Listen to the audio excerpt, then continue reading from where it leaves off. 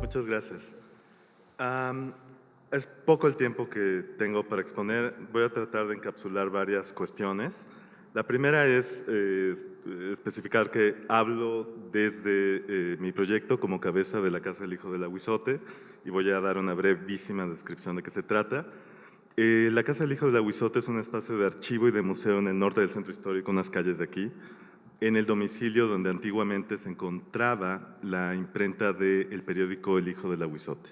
El Hijo del Ahuizote es un periódico que se fundó en el 1885 por Daniel Cabrera, un liberal doctrinario o jacobino, y que por una serie de circunstancias, que es de hecho el tema de la exhibición documental que tenemos ahora montada, fue arrendado a Ricardo Flores Magón en 1902 y en 1903, entre 1902 y 1903, la historia de este periódico de oposición satírica entronca con la historia del primer movimiento revolucionario del siglo XX en México. Y si de por sí El Hijo del Ahuizote es una publicación notable en sí misma, por su comentario político, por su resistencia en ejerciendo una libertad de expresión, por otro lado, negada por el despotismo porfiriano, se vuelve aún más interesante, en mi opinión, precisamente por este cruce de caminos con los futuros revolucionarios. Y de este tema voy a hablar con un poco más de detalle, más bien para afincar algunos temas que espero que sean de utilidad para la discusión en esta mesa. El proyecto se constituye, para hacer una breve introducción, que espero que más bien sirva como una invitación a que nos visiten, estamos unas cuadras de aquí. El proyecto se funda a partir de un acervo documental que es el archivo de Enrique Flores Magón y un recinto, que es donde estuvo esta imprenta, recuperado a partir del 2010. Tiene programas de archivo digital histórico y contemporáneo, a partir de este acervo de Enrique Flores Magón, pero no solo, con una infraestructura digital. Hemos digitalizado otras colecciones que se podrán acceder de manera remota, vía web, próximamente. Además, tenemos un programa de museo. En curso tenemos una exhibición denominada La Constitución ha muerto, una genealogía del Ahuizote. Y de los temas históricos y de los problemas conceptuales que están en el núcleo de esta curaduría, de esta revisión, de esta lectura de nuestras colecciones, es de que quisiera hablar con un poco más de detalle justo para avanzar algunos conceptos. En particular el concepto de las redes, de las geografías y posiblemente el de ciertos lugares. Ciertas geografías que son urbanas y también fronterizas, y ciertos lugares que tienen una gran centralidad para la historia del Partido Liberal Mexicano y la historia de la prensa, evidentemente, que es el taller de la imprenta. Solamente para dar un poco más de detalles, porque me parece que aquí puede haber gente interesada, tenemos alrededor de 25,000 imágenes digitalizadas del acervo de Enrique Flores Magón, e hicimos un convenio con el Archivo General de la Nación para digitalizar unas 12 o 14,000 imágenes de materiales relevantes acerca de la historia del Partido Liberal Mexicano, y ese es el grueso de la colección con la que partimos. Además, se han incorporado algunos acervos personales, muy pequeñitos, como una colección de papeles personales de Daniel Cabrera, el fundador del periódico. Voy a hablar a continuación brevemente de la exhibición presente, La Constitución ha muerto, una genealogía del Ahuizote. No me da tiempo aquí, ni creo que sea el caso, de relatar o hacer una semblanza de la historia que articulamos en esta exhibición. nuevamente los invito a que la recorran y vayan desgranando el hilo del relato. Voy a saltar directamente a algunos temas que me parecen de interés conceptual o de utilidad conceptual para los temas de la mesa. En principio, esta exhibición y la historia que traigo aquí para comentar y para ver de qué manera nos sirve desempacarla un poco conceptualmente, presenta a El Hijo del Aguizote, es decir, este periódico como institución, posiblemente incluso como espacio, como el nodo de una red de opositores que comienza a articularse en 1885 y que evoluciona hasta 1903.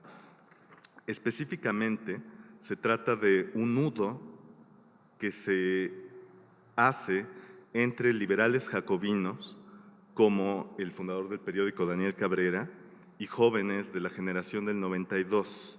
Voy a hacer aquí una breve especificación. Cuando estábamos revisando los papeles para levantar la exhibición, nos dimos cuenta de que los encuentros entre los personajes de esta fotografía y el fundador del periódico son mucho más antiguos, entrañables, íntimos, de lo que consigna en general la historia, o el relato que podríamos llamar normal de la historia. Nos dimos cuenta de que los cruces entre estos personajes se originan en el vecindario y se remontan a la década de 1880. Cito un ejemplo. Daniel Cabrera funda el periódico El Hijo del Aguizote con ayuda de los vecinos que habitaban la vecindad donde estaba el taller de la imprenta, y entre ellos estaban un compañero de clases de la Escuela Nacional Preparatoria y posteriormente de la Escuela Nacional de Jurisprudencia de Jesús Flores Magón. Y es así que se encuentran por primera vez, se cruzan o comienzan a hacer sinapsis las redes en el vecindario, en el barrio, entre este periodista que pertenece a la tradición jacobina más pura, que tiene en el centro de sus referentes simbólicos a la Constitución del 57, y estos otros jóvenes que luego van a destacar, que son especialmente estudiantes de leyes y que van a aparecer en el espacio público con motivo de las protestas estudiantiles de 1892 contra la cuarta reelección de Porfirio Díaz. Y es ahí donde aparecen en escena pública por primera vez Jesús Flores Magón, Joaquín Clausel y otros personajes. Entre ellos habrá una corriente que para 1902 y 1903, esta es mi opinión, será claramente proto-revolucionaria. Y entonces, este es un poco el tema, ¿no?, que yo quería presentar aquí. Una publicación como El Hijo del Aguizote, que es de un liberalismo doctrinario o jacobino, es decir, anticlerical y con una referencia obsesiva al texto constitucional del 57 y al liberalismo de Juárez, se cruza por medio de este mismo referente simbólico que es la Constitución del 57, con una generación que para 1903 tiene un discurso que es, si no abiertamente revolucionario, sí claramente distinto, mucho más incendiario y que apunta, y esta es mi percepción y es lo que tratamos de documentar en este ejercicio de lectura de nuestros acervos, a un futuro revolucionario que se presenta tan pronto como en 1903. Entonces voy a jugar un poco con estas ideas y con las unidades temáticas que yo dilucidaría, ¿no?, en esta trama de personajes. Por un lado, distingo a Daniel Cabrera, que es un jacobino y que no es un revolucionario, y que en 1902 permanece en México, y por el otro, y perdura en el referente de la Constitución del 57, es decir, en el pasado, es decir, en el siglo XIX. Se encuentra en El Hijo del Aguizote con una parte de aquella generación del 92, donde están Ricardo Flores Magón, ya claramente como una figura destacada en 1902, y que en 1903, junto con Santiago de la Hoz, son revolucionarios o comienzan a hacerlo y cruzan la frontera. Y estos dos pasos se combinan. Y estos son como los temas que yo quisiera presentar aquí como para el juego conceptual. Por un lado, una tradición liberal que no es revolucionaria y perdura en México, y por el otro, una corriente de actores políticos que se vuelven o comienzan a tener una perspectiva revolucionaria. Yo diría que emerge la posibilidad o un futuro revolucionario para 1903, y son estos jóvenes quienes deciden partir al exilio y quienes abiertamente se declaran revolucionarios en 1905. O sea, como para pensar en los referentes que articulan estas redes, es decir, la Constitución del 57 por un lado, y también aspectos geográficos que tienen que ver con evoluciones ideológicas o posiciones políticas cada vez más radicales. El tema de el sedentarismo y el desplazamiento, un avance hacia la frontera, que es al mismo tiempo, simultáneamente, en un movimiento que se mezcla, un avance hacia la perspectiva revolucionaria, y por otro lado, esta dualidad que yo presiento en la manera como se configuran y finalmente se desbaratan estas redes, como un movimiento liberal jacobino que mira al siglo XIX y un movimiento revolucionario que mira al siglo XX, es decir, el pasado y el futuro, ¿no? Ligados de alguna manera interesante y a mí me parece muy inquietante con el movimiento geográfico y el avance hacia la frontera. De modo que el CON que le brinda a estos dos grupos y que se materializa en el referente simbólico de la Constitución del 57, se vuelve un contra a partir de la emergencia de un futuro revolucionario en 1903. Y cito, por ejemplo, a Ricardo Flores Magón, que en el primer momento del exilio en San Antonio, Texas, escriben una carta a Federico Pérez Fernández, que permanece en México, pero en una publicación bastante radical que sucedió al hijo del aguizote, El colmillo público, donde para 1904 tiene una caricatura donde el socialismo está clavando una estaca a la dictadura. Dice Ricardo, a Cabrera, es decir, Daniel Cabrera, el fundador del periódico y director del Hijo del Aguizote, se lo han de estar llevando los demonios. Está muy soso el jacobino, debe morirse de envidia al ver al colmillo público, donde él colaboraba antes de que pudiera fundar la imprenta de Regeneración en San Antonio en 1904. Y dice también, y don Daniel está dando el timo de que los redactores perseguidos del Hijo, es decir, él y Juan Sarabia y Santiago de la Hoz, son los que redactan el mamarracho jacobino.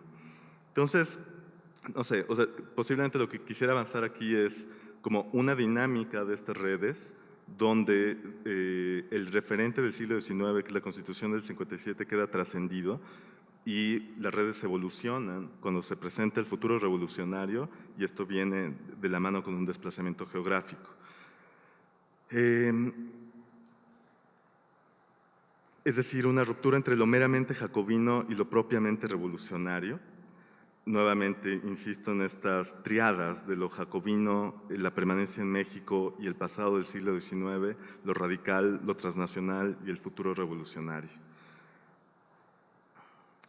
Por otro lado, por ejemplo, cuando se clausura de manera definitiva El Hijo del Aguizote en 1903, Daniel Cabrera anima otra publicación que se llama El Aguizote Jacobino y se deslinda de manera claudicante, desde mi punto de vista, en la presentación de la publicación, dice, jamás, dice de sí mismo, nos hemos creído palanca u órgano de la opinión pública. Esta es solamente nuestra personal opinión, casi desistiendo de cualquier acción política.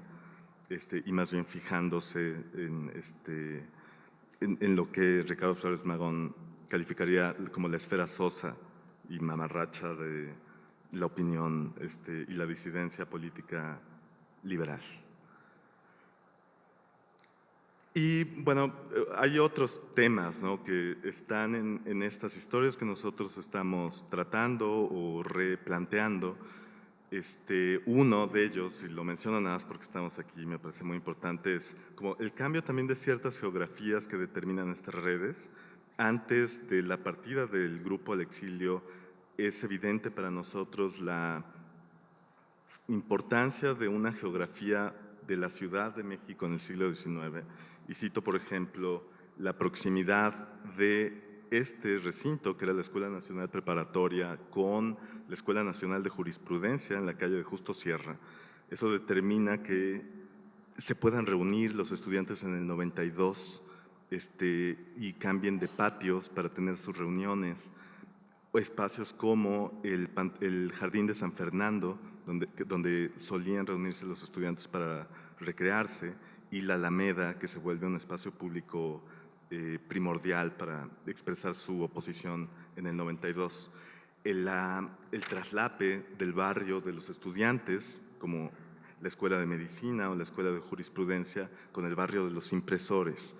Después de las protestas del 92, los estudiantes van a saludar a la prensa independiente, o sea, a la prensa de oposición, y caminan al Hijo del Aguizote, que estaba entonces en Santo Domingo, o al Monitor Republicano, que estaba en Eje Central, en fin, en la esquina donde ahora está la Nacional. Y evidentemente, bueno, el cambio tremebundo que ocurre cuando se desplazan a la frontera de Texas. Esos son mis 15 minutos. Entonces tengo 3 minutos como para cerrar un poco estas ideas, ¿no? O sea, por un lado, como me parece fascinante esta determinación geográfica de las redes, y luego también como el primer momento del exilio hay como una especie de transición geográfica y también de las redes que ocurre con lo que yo denominaría una red nacional extendida en Texas. Específico, cuando el grupo decide exiliarse en 1903, llega a la casa de Paulino Martínez, que era un viejo revolucionario que estuvo junto con Ignacio Sandoval en la década del 90 en la frontera de Texas, y que es una figura puente no solamente desde este punto de vista geográfico, porque facilita el primer momento del exilio y el acceso de estos jóvenes de la Ciudad de México a una nueva red, que es la de los viejos exiliados en el sur de Texas, a la que pertenece Paulino Martínez. También es un puente muy interesante en el otro tema, que es el otro eje, que es el tiempo, porque aunque Paulino Martínez llama a su periódico La Voz de Juárez, una referencia nuevamente al liberalismo del siglo XIX y sus referentes centrales, él evoluciona hasta formar parte de la representación zapatista en la Convención del 14, ¿no? Entonces, Paulino Martínez es una figura muy interesante y yo lo ubico nuevamente como pivote histórico en el tiempo y pivote también en las redes y en la geografía, ¿no?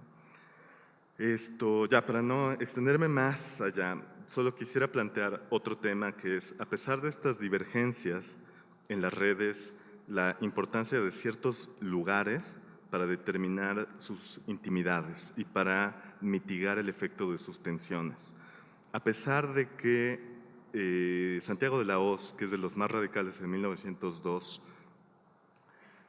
tiene un discurso antirreeleccionista que es ya protorrevolucionario y muy contrario a las posiciones de Daniel Cabrera, imprime su periódico Excelsior en la casa misma de Daniel Cabrera, porque allí está la imprenta Marinoni. Entonces yo quisiera, por último, ¿no?, presentar este otro aspecto geográfico, espacial, que es el lugar de la imprenta, el lugar de la máquina, la centralidad del taller también, y tal vez incluso, ¿no?, repensar la condición de artesanos de todos ellos como impresores revolucionarios, ¿no?, para pensar el juego de las redes, sus permutaciones, sus transiciones geográficas, la centralidad del taller, el espacio de la máquina y el grupo de trabajo, por supuesto. Bueno, creo que esos son los temas que yo dejaría sobre la mesa. Muchas gracias. Nos dejas realmente con muchísimo más.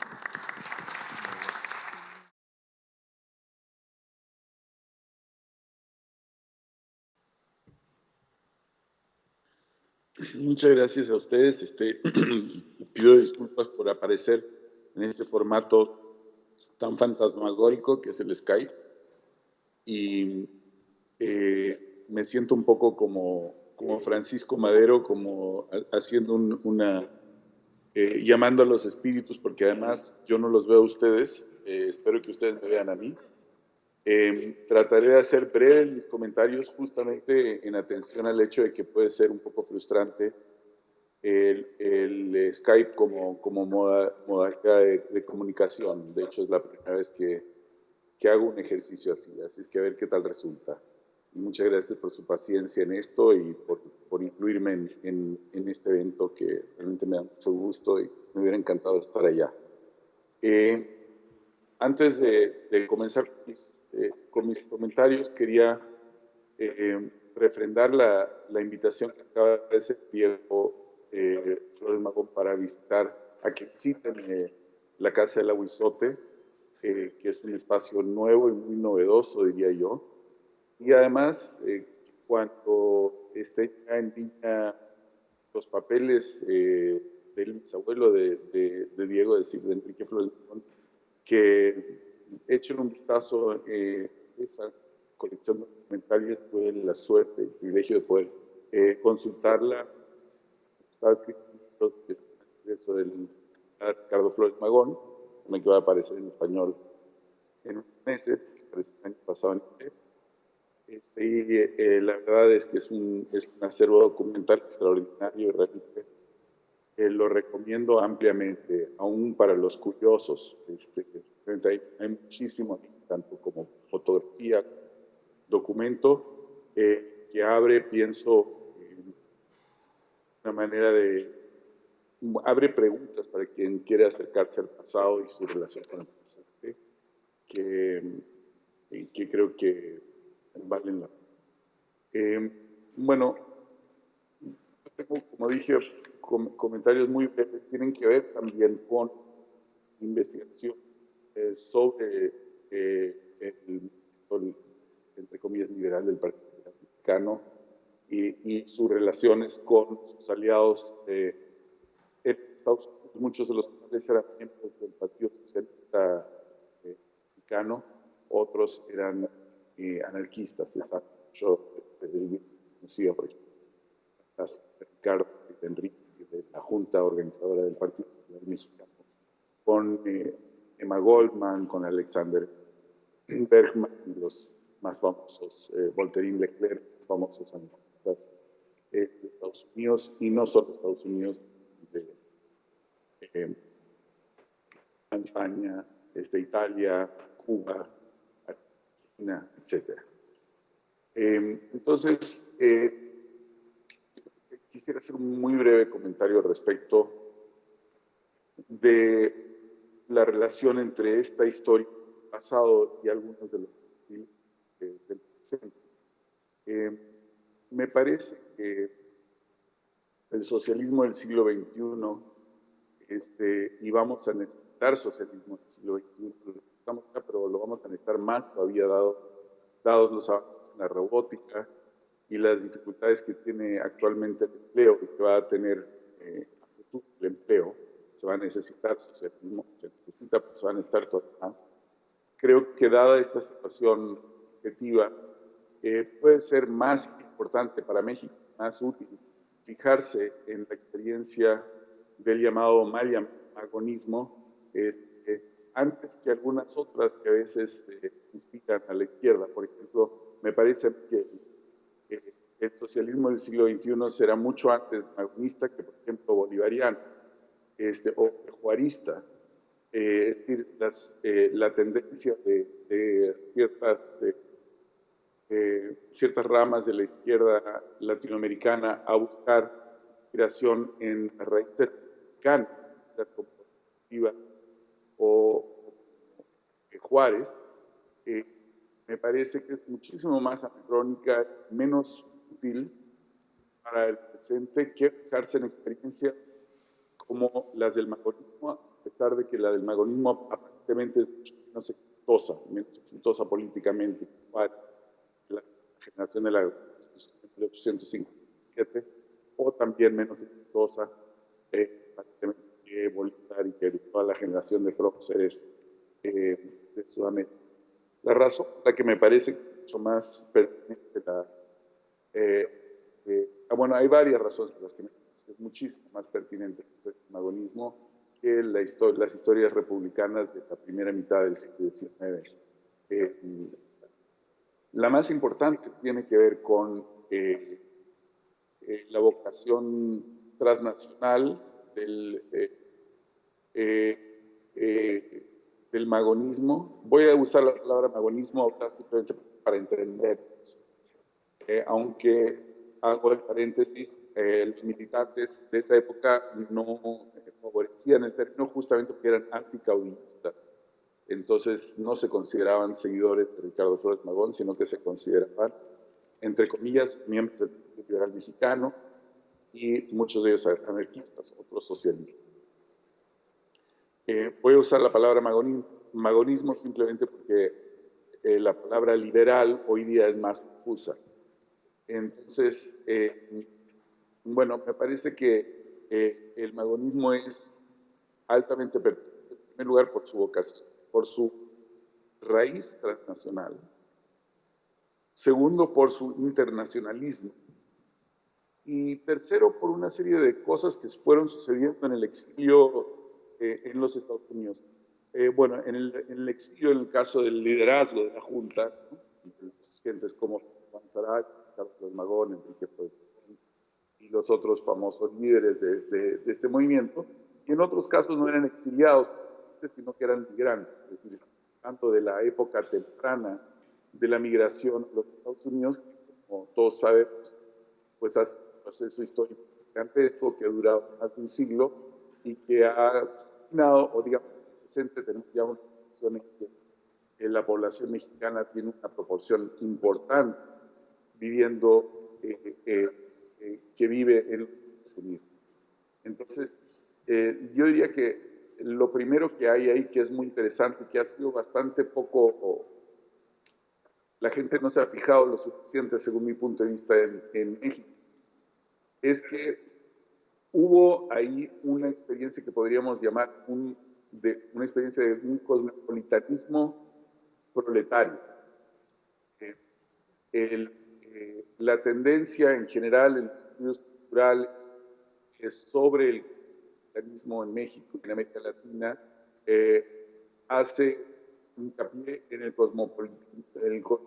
cosmopolitismo de la élite, de las élites compradoras, entre comillas, en el siglo IX, o en el cosmopolitismo afectivo cosmopolita de las élites intelectuales, aunque no viajaran, y el organismo en ciudades como la Ciudad de México, en ciudades como Santiago, Buenos Aires, etcétera, que tenían que ver con la circulación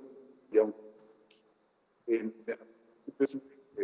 la proporción de lectores a la población total era baja. En el caso de México, digamos, en la época que estaban periódico de la PSOE, pues habría habido, no sé, recuerdo la cifra exacta, pero abajo del 15% de la población sabía leer.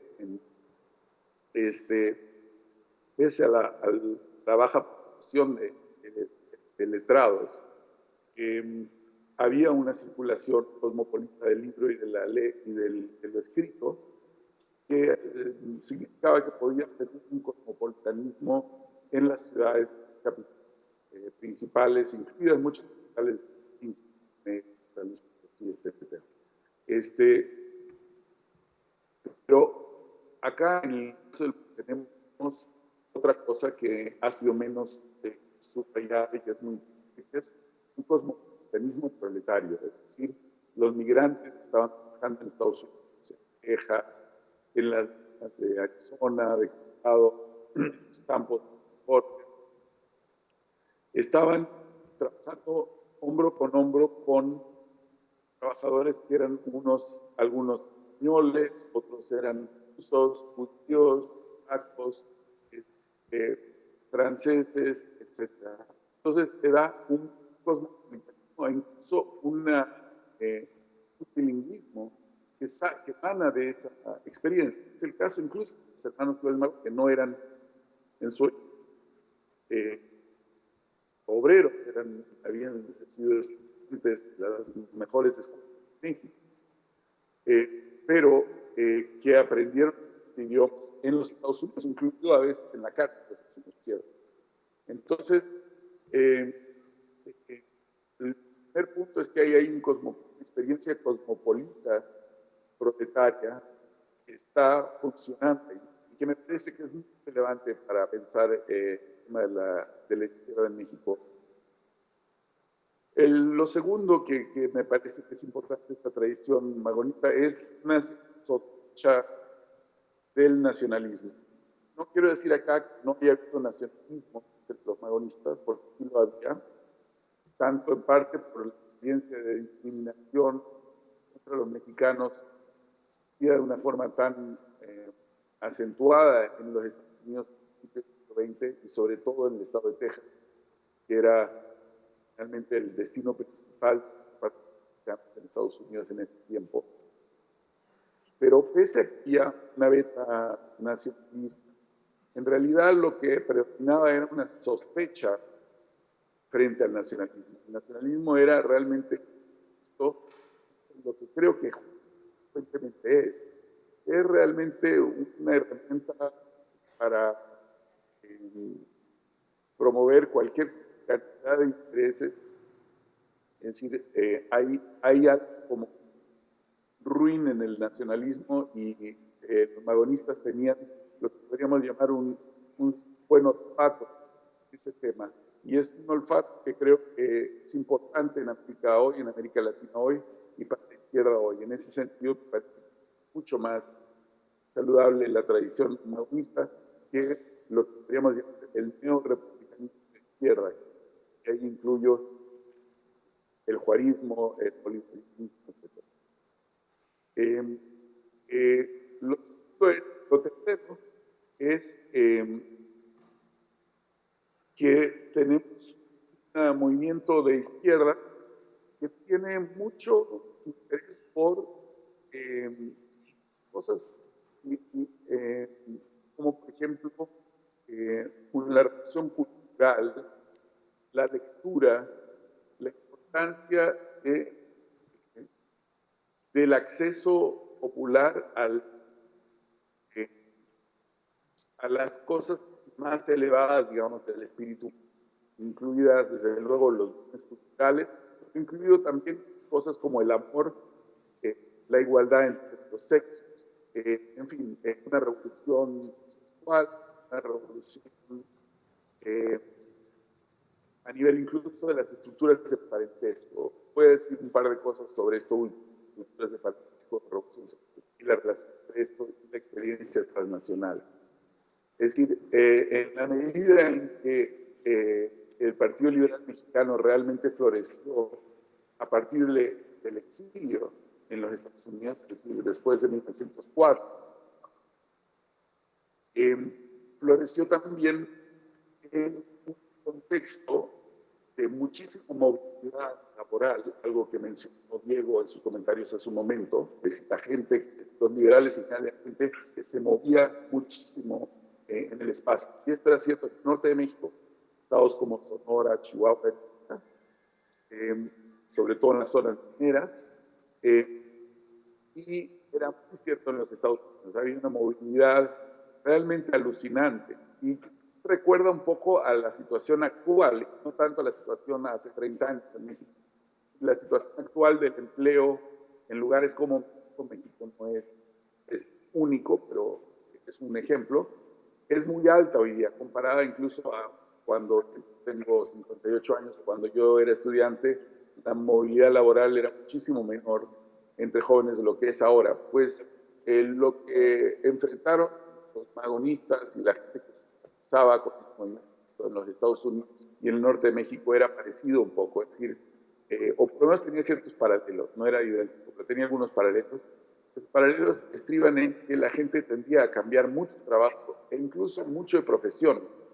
Es decir, algunos de los militantes más famosos, por ejemplo, ¿cómo se llama? Praxedis Guerrero, que es uno de los poetas importantes y militantes más importantes de este grupo.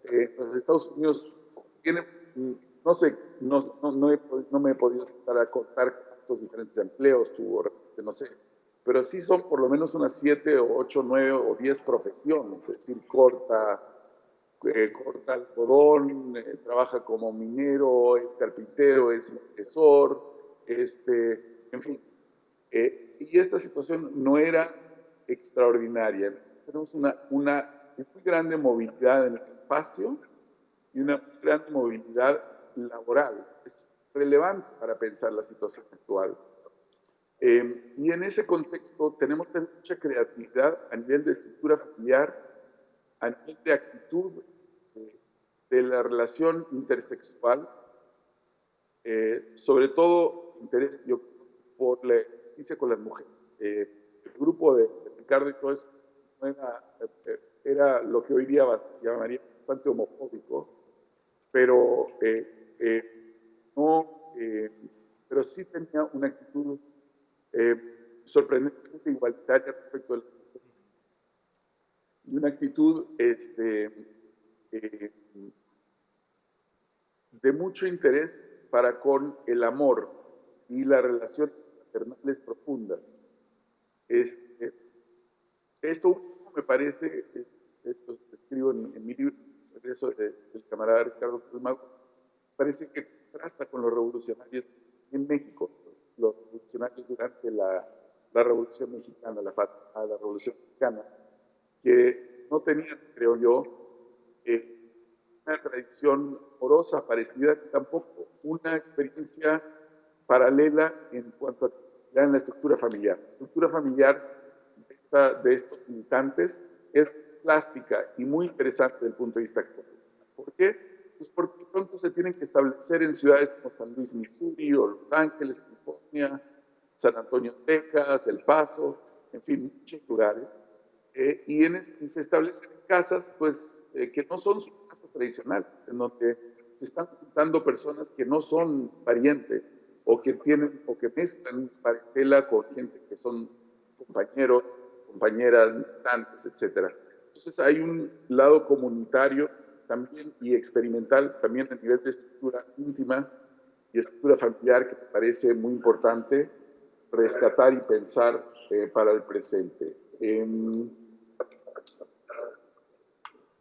Mencioné la importancia de la lectura. Esto es algo que también mencionó Guillermo. La escritura y la lectura, de hecho. Muchos de los trabajadores que se vuelven magonistas o que se vuelven simpatizantes en general de ese ambiente cultural, porque más allá del partido había lo que podríamos llamar una especie de ambiente cultural. Mucha gente participaba en ese ambiente que no era militante del partido. En ese ambiente, el acceso a la lectura era muy importante. En ese sentido, es un movimiento que tiene parentesco con cosas como el protestantismo, que también tiene una relación íntima con la lectura, y también con movimientos como la masonería. De hecho, un buen número de magonistas y todo eso fueron protestantes o fueron masones antes de radicalizarse. Algunos incluso continuaron siendo estas cosas después de haberse radicalizado. Entonces, la importancia de la lectura, esto, tal vez en este sentido yo pertenezca a una corriente ya totalmente anacrónica, que es la del romanticismo más o menos alemanoide. O sea, a mí me parece que Bildung, es decir, la tradición de lectura y de construcción de la persona a partir de la lectura es algo importante.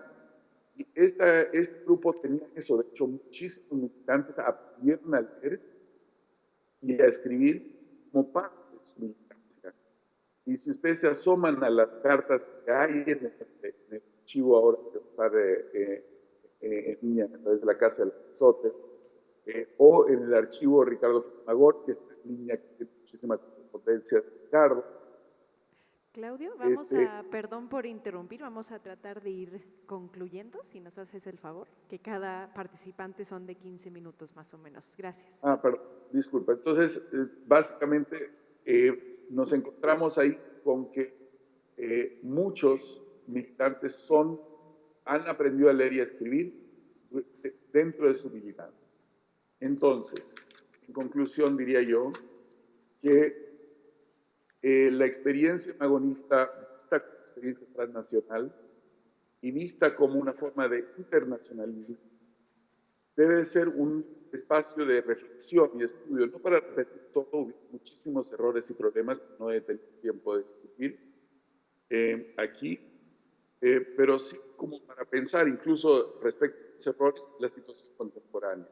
Creo que es un movimiento que realmente resuena en muchos sentidos con la condición actual. Gracias.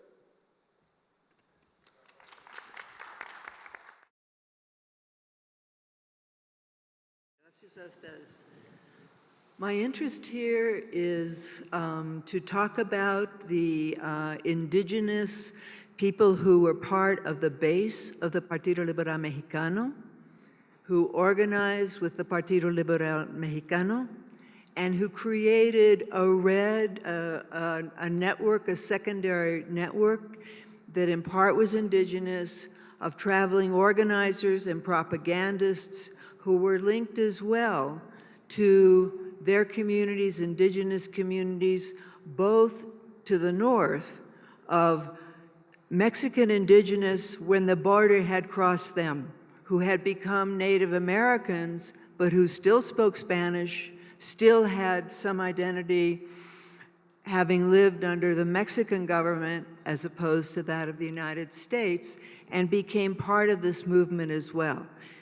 There were also, of course, indigenous people from Mexico. Perdón.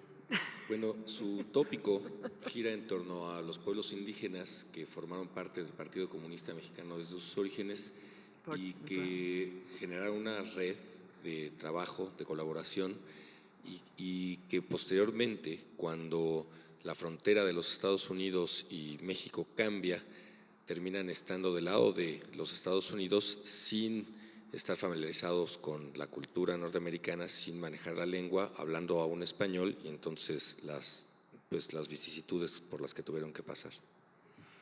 Bueno, y que lo que quiero discutir es un poco porque yo sé que, since the 1980s, many people have begun writing about indigenous migration to the United States, the role of indigenous migrants in binational organizations and binational strikes and organization such as we saw recently in San Quintin, Baja, and also in Washington State. Many of the scholars have said that this is new, that indigenous organizing in such binational organizations is new.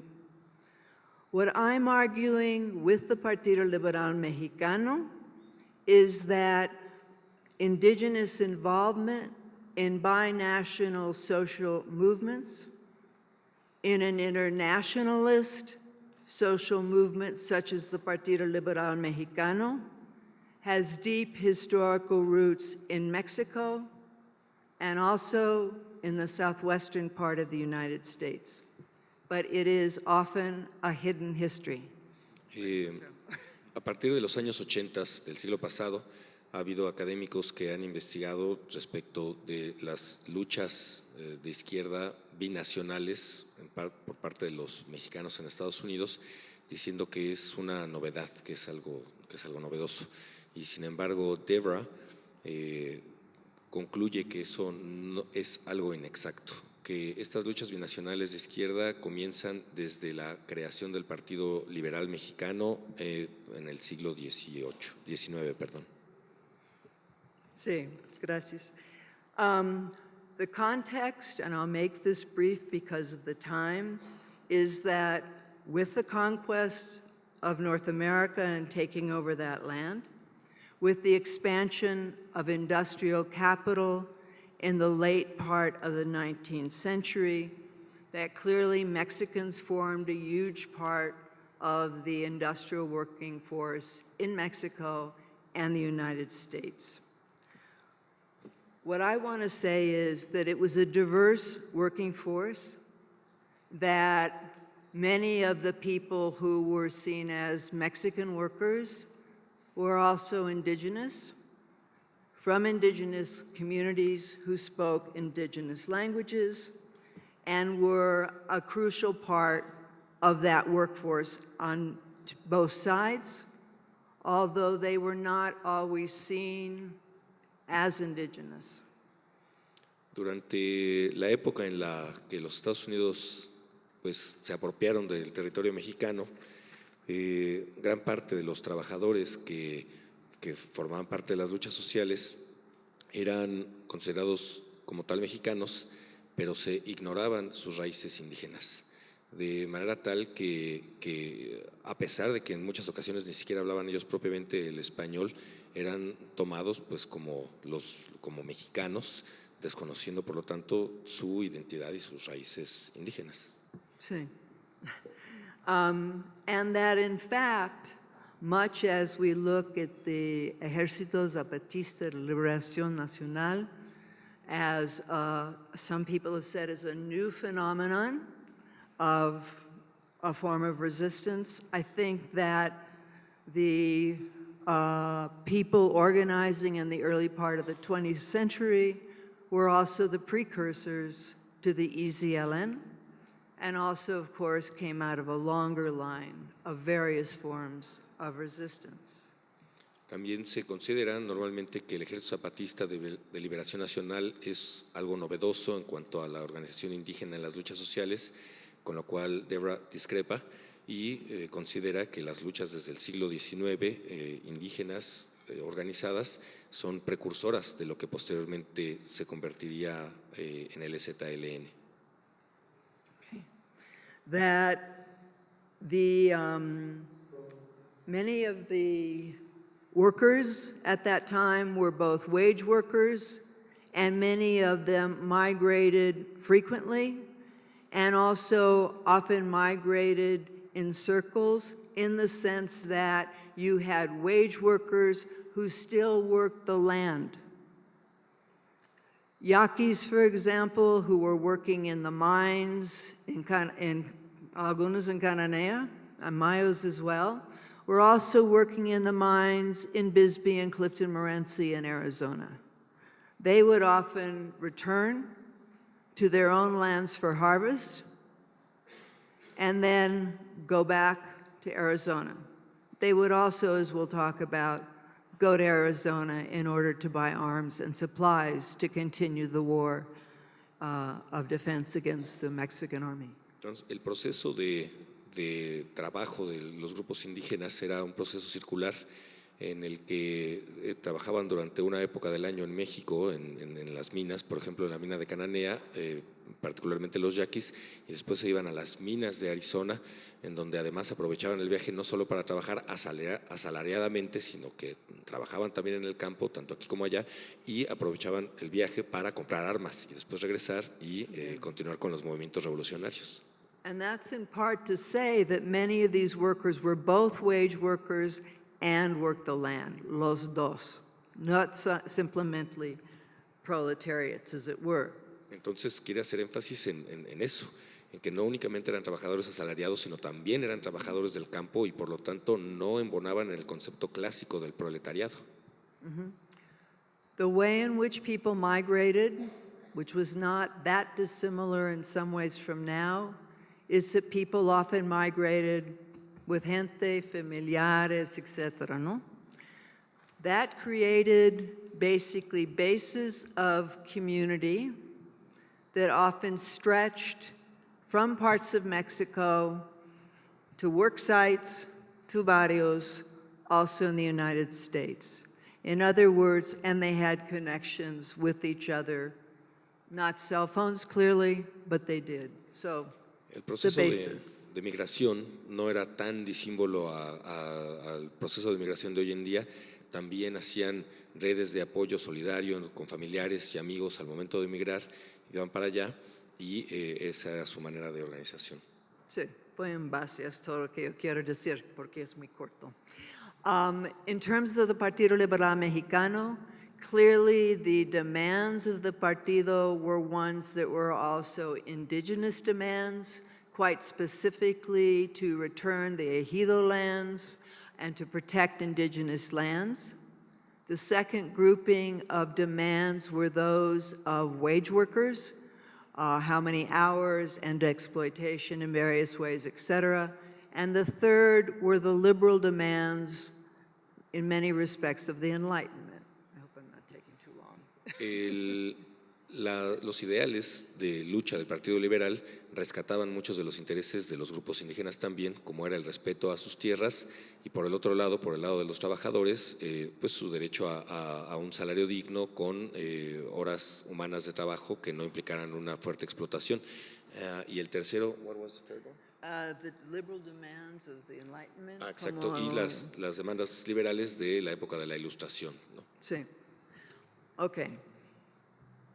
In the Partido Liberal Mexicano, when I was doing my research, I found, and I'm following individuals, okay? And more of them turned out to be indigenous, who spoke an indigenous language, who were still part of communities that were indigenous, organized with other indigenous workers as well. They formed in some ways this network in secondary leadership on both sides of the border.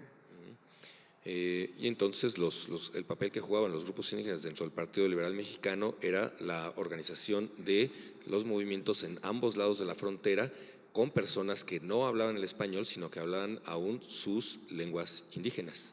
Entonces eran el canal a través del cual llegaban a estas organizaciones binacionales.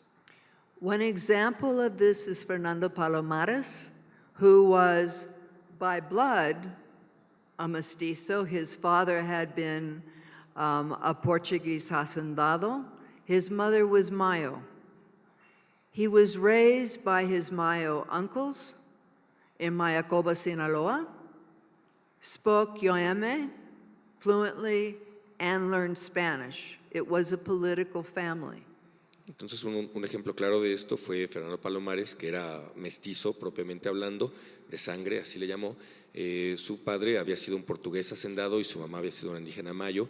Él hablaba mayo, al igual que el resto de sus familiares, y además también hablaba español. He was a traveling organizer propagandist, first in the north of Mexico, and then by 1903 he was a member of the Partido and worked in Cananea, where he organized in the labor camps of Chivatera and Buena Vista, which is where the Yome-speaking Yaquis and Mayo miners lived. Entonces él, trabajando en Cananea y siendo mayo hablante, se comunicaba con otros trabajadores de esas minas que no únicamente hablaban mayo, sino que hablaban también el yaqui y el yomi. He organized them there. He then would move across the border into the United States in 1906 during the strike in Cananea, and became an organizer who would travel from basically half of the United States and deep into Mexico, moving among the Yaquis, some of whom were in rebellion, meeting with some of them, sometimes not meeting them, with other contacts. And he was a delegate for Magon in helping to start what they had hoped would be a revolution in 1906, in 1908, and in 1911. Entonces su labor era, una vez cruzando la frontera, viajar por casi la mitad del territorio norteamericano hoy en día y llevar las ideas de Flores Magón, porque él trabajaba directamente con Flores Magón haciendo propaganda entre las comunidades que estuvieran de aquel lado de la frontera. I just lost my train of thought.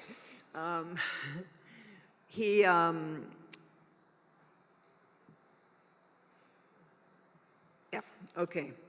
So he was better known for a number of reasons, but he signed his name El Mayo Proletaria, that in a sense brought together the two identities as a proletariat and as a Mayo, which he maintained in his discussions and presentations with people. Entonces la manera en la que él firmaba era pro mayo, pro proletario, de tal manera que reivindicaba ambas luchas, la de su pueblo indígena y aparte la del proletariado mexicano. There are also examples of people similar to Palomares, and because of the time, I won't go into more of what he did.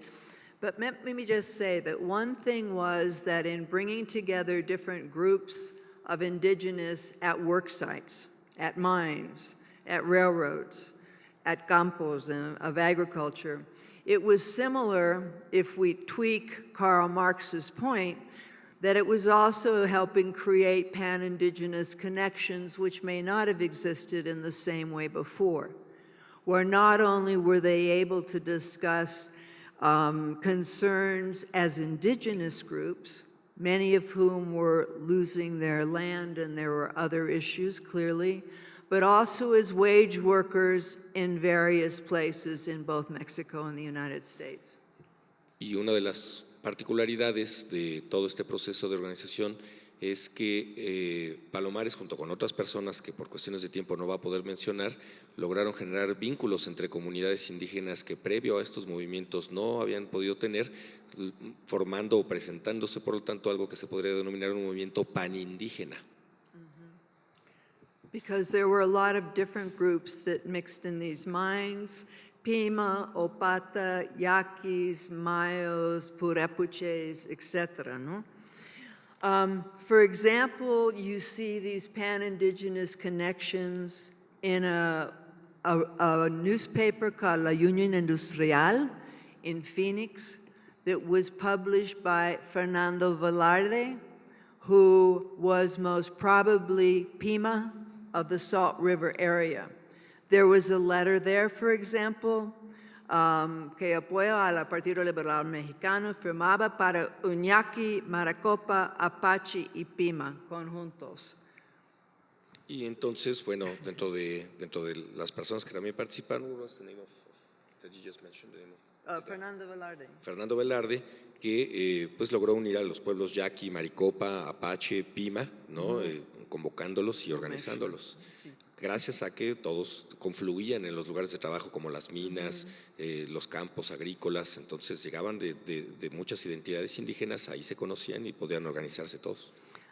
There was also, of course, things like there was a faction of the Yaquis that formally joined the Partido Liberal Mexicano and also visited Los Angeles to meet with the junta.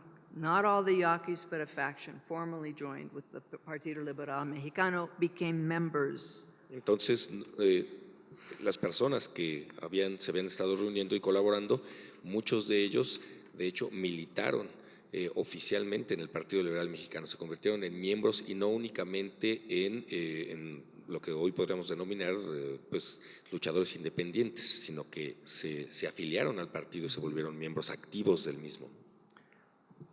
We also see pan-indigenous operations in some of the movements, military movements or attempts by the Partido Liberal Mexicano.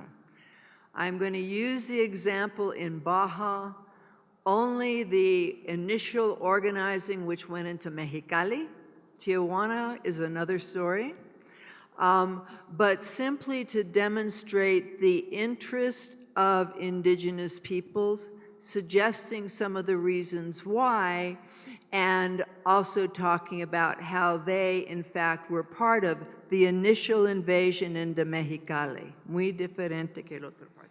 Y entonces no se dedicaban exclusivamente a las cuestiones políticas partidistas, sino que además también eran un movimiento armado que participaron en un conflicto armado en Mexicali. Tijuana se cuece aparte y es otra historia de la que no sé si nos vaya a hablar, pero enfocados en Mexicali. Okay.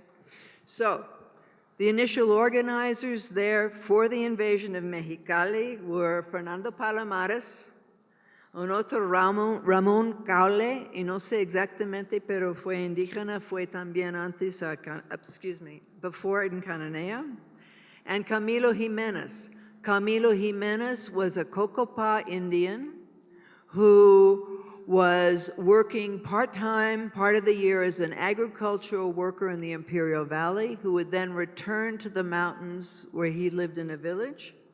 He was an organizer with the Partido Liberal Mexicano, a socialist, and also a member of the anarchist union, the Industrial Workers of the World. Y entonces, bueno, tres de los personajes particulares que jugaron un papel más importante en esta toma de Mexicali fueron Fernando Palomares, Ramón Caule y Camilo Jiménez, ¿no? Que además era un indígena cocopa, agrícola, trabajador agrícola, y los tres estuvieron pues completamente inmiscuidos en las luchas laborales también en la Ciudad de México y los Estados Unidos, sirviendo como reclutadores también de soldados, de luchadores. Yes, Muchas he was. gracias, Debra. Si huh? puedes concluir, can you? Oh, can I sum up? All right. So, Camila Jiménez encontraba 350 cocopas armadas para invadir a Mexicali. ¿Por qué? En parte porque el agua de los cocopas fue, ¿cómo dice? Taken para Chandler of the Los Angeles Times, de Río Colorado. Es una cosa. Segundo, que ellos tienen que estar trabajadores en campo en el Valle Imperial. Pero en todo caso, yo no hablaba con los cocopas directamente, pero fue 350 armados, la mayoría de la fuerza para ir originalmente hasta Mexicali. Y fueron, órale, como digo, bueno, es simplemente para decir que es un conexión es importante cuando hay más que una mitad pueden hablar una lengua indígena. Fue parte de del mundo de la lengua, ¿no? En un sentido. Y uno puede ver también la historia, las raíces de esta historia en, por ejemplo, un hombre que es muy importante en los Estados Unidos, Bert Corona, un organizador mexicano, chicano. En su libro hablaba de su papá que fueron en la Revolución Mexicana, con Pancho Villa, sí. Pero ¿por qué se juntaba con la Revolución Mexicana? Fue porque algunos de sus familiares fue matando a un masacre en Tomochic. Tomochic, un pueblo que fueron antes Tarahumara, cuando hay la rebelión de las Teresitas, ¿no? Su familia se fueron de Tomochic para ir a Cañón de Cobre y su papá aprendió la lengua de Tarahumaras. Bueno, Bert le dice que, bueno, mi abuela me dice que estamos mestizas, o estamos tarahumaras, pero claro, ella fue mestiza. Yo creo, hablaba con su tiempo, pero esta historia, la primera página de su libro, es también una historia de las raíces de su papá indígena con los tarahumaras. Y yo tengo una pregunta, él se falació, pero ¿cuál fue, por ejemplo, la influencia en algunas maneras tarahumara como una parte de la Revolución Mexicana? Yo soy, por ejemplo, contra lo que dice Alan Knight, que dicen que, bueno, fueron indígenas, sí, pero se lucha como campesinos, como una división. Y uno no puede dividir en una persona las cosas. Y que hay, sí, campesinos, sí, algunos proletarios, trabajadores, pero sí también indígenas. Y lo que podemos ver ahorita, hay más gente que están diciendo, sí, yo estoy indígena o raíces indígenas. Es complicado porque es para muchas razones, yo no puedo hablar aquí, pero yo creo que es bien importante para ver la influencia indígena, la gente indígena en el Partido Liberal Mexicano. Y es una pregunta, pero probablemente en otros movimientos binacionales, transnacionales, internacionales. También, como sabemos, que 50 años pasado, probablemente decir que la lucha en San Quintín fueron de campesinos mexicanos. Ahorita se organizaba como campesinos, pero también triques, mixtecos, etc. En concierto con las luchas en Washington State, en el Valle Central, etc. Es simplemente que la presencia de la gente indígena y sus pensamientos. Bueno, es todo. Gracias. Thank you so much, Deborah.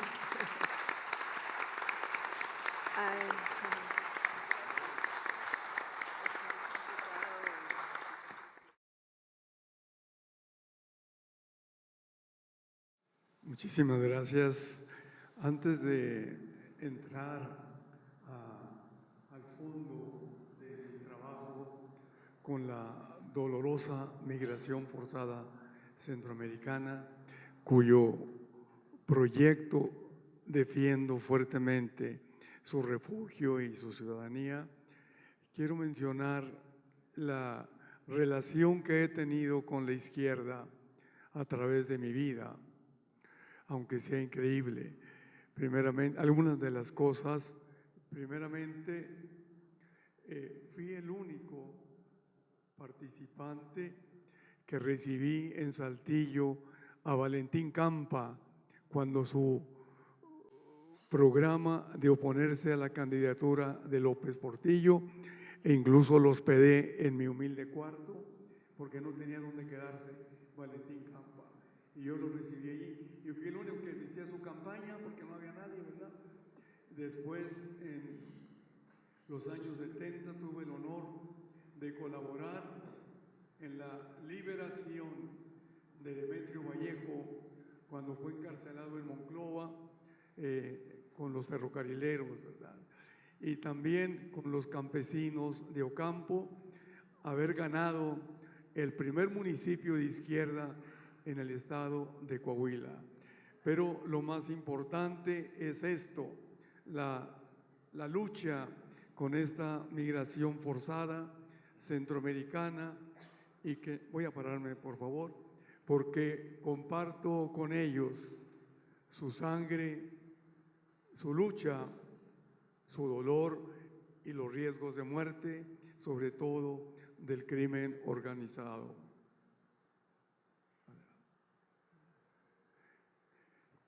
Yo creo que cuando hablamos de la migración forzada centroamericana, solo la podemos caracterizar por dos cosas. O es la migración centroamericana, o es una mercancía, o es una mierda. Es una mercancía porque tanto la estrategia del Estado como el crimen organizado se han abastecido de la vulnerabilidad de esta migración forzada para negociar con ellos el rescate, para convertirlos en sicarios o también para, de alguna manera, el comercio de órganos. O son una mierda, como es el mismo testimonio de ellos, de los migrantes. Para nosotros todas las noches son historias de terror las que recibimos en la casa del migrante. Íbamos en el tren hacia Laredo cuando nos agarraron y nos bajaron a golpes los policías de Escobedo. Nos quitaron todo y nos llevaron a encerrar en la cárcel. Las celdas estaban llenas de presos, solo había lugar en sus oficinas. Entonces nos aventaron a los baños. Todo allí apestaba mucho, pues el lugar estaba lleno de excremento. Les pedimos que no nos aventaran allí, pero la policía nos dijo: tienen asco de la mierda, pero si esos son ustedes, una pinche mierda. Adelante. ¿Cuál es la postura nuestra frente a esta migración forzada, dolorosa, una avalancha de crisis humanitaria, sobre todo estos últimos años? Tenemos que hablar del problema de la inserción cultural, política, económica de esta muchedumbre hambrienta.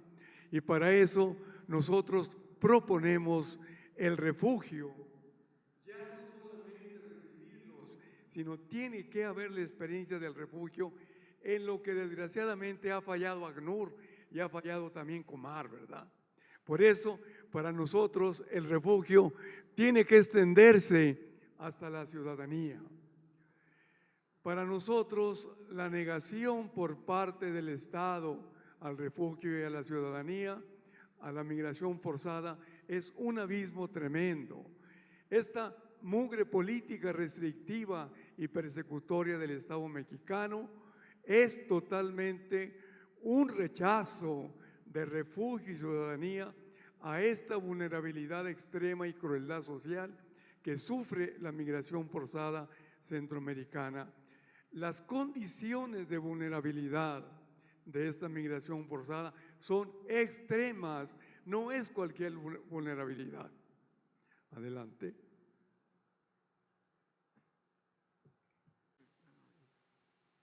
Este refugio y ciudadanía nosotros lo presentamos con esta pregunta. Y bueno, y de veras, este migrante forzado y masacrado tiene derecho a esto, al refugio y a la ciudadanía en este país y actualmente en este régimen. Esto lo contradicen los hechos de sangre y de muerte, holocaustos y masacres del Estado mexicano en complicidad con el crimen organizado. El Estado mexicano niega totalmente, y lo acusamos y lo queremos llevar a juicio, porque niega totalmente la experiencia de refugio y ciudadanía. ¿Cuáles hechos de sangre? Adelante. Son historias de crueldad. Estamos celebrando el pasado 23 de agosto, celebramos el 5º aniversario de la masacre de los 72 en el rancho San Fernando. Ustedes pueden ver los cuerpos de estos migrantes, allí estuve yo. Ni siquiera se dieron el gusto el crimen organizado de derramar sangre. No valen estos pinches migrantes, ¿verdad? Los formaron a todos y a cada uno de ellos le fueron dando el tiro de gracia para que fueran cayendo. No había necesidad de derramar balas tampoco, ¿verdad? Fue el primer signo, el culmen de la crueldad social contra esta migración, que niega totalmente entonces la capacidad de refugio y de ciudadanía. Seguimos con las masacres, ¿verdad? Adelante. Sigue al siguiente año, el 2011, 193 cadáveres de migrantes en las fosas clandestinas de Tamaulipas II. Es una historia de crueldad social interminable. La siguiente. Ahora tenemos lo que sucede en Cadereyta en el año del 2012, los 49 cuerpos. Todavía el crimen organizado se solazó cruelmente con ellos, les corta la cabeza, les corta los brazos, les corta los pies, para que nosotros no podamos realmente acceder a la identidad de esta población migrante, a la que tenemos responsabilidad de devolver, de hacer justicia y de regresarlos a sus familiares. ¿Y qué pasa con el regreso? Adelante. Una interminable historia de terror del migrante que llega a Saltillo. Fíjense nada más hasta dónde llega el obsceno trato de tortura con los migrantes. Cerca de San Luis Potosí, las camionetas del crimen organizado detuvieron el tren y con golpes de sus armas nos bajaron a la fuerza y nos obligaron a subirnos a sus camionetas. Nos metieron entre los cerros hasta un rancho, casa de seguridad en la casa del crimen organizado. Nos colgaron desnudos y con tablas nos golpearon la espalda y los glúteos para que entregáramos los números de teléfono de nuestros familiares. Nos siguieron golpeando, pues ninguno de nosotros traía números telefónicos. Para mí especialmente siguió la tortura. Así colgado y desnudo, con un cuchillo me cortaron un testículo y con otro cuchillo me cortaron un pedazo del pene. Yo ya no supe de mí. En un hospital me dijeron que me recogieron en la carretera en un inmenso charco de sangre y aquí estoy en Saltillo esperando curarme de esta desgracia. Testimonio de un migrante hondureño. Ante esto, hay capacidad de refugio, hay capacidad de ciudadanía para esta migración dolorosa, forzada, centroamericana. La política migratoria del Instituto Nacional de Migración, la política del perro rabioso. El último caso que llegó hace días a Saltillo. Hace 3 días me persiguió la migración en Coatzacoalcos. Cuando me alcanzaron, me echaron encima un perro de pelea. Me defendí con los brazos para que no me mordiera el cuello y la cara. Como ustedes ven, quedé todo mordido de los brazos y ahora se los estamos reconstruyendo en nuestra casa de Saltillo. Adelante. Conclusión de estos hechos de sangre.